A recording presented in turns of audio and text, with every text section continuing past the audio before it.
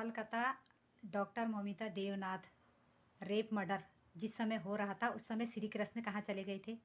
जब दुशासन द्रौपदी की साड़ी खींच रहा था तब श्री कृष्ण ने द्रौपदी की इज्जत बचाई थी। क्या श्री कृष्ण का कर्तव्य द्रौपदी तक ही सीमित था?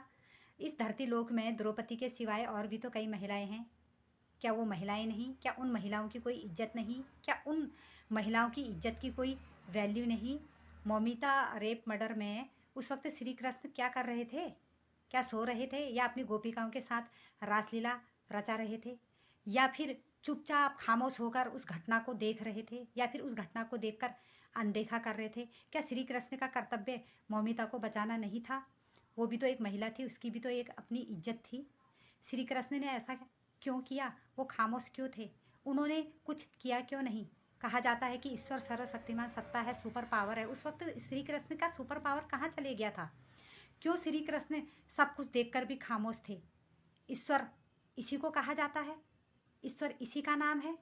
हैं? ईश्वर के बड़े गुणगान गाए जाते हैं कि ईश्वर ये है, ईश्वर वो है, ईश्वर फलाना है, ईश्वर धमकाना है। ईश्वर ने क्यों नहीं बचाया उस वक्त मौमिता को?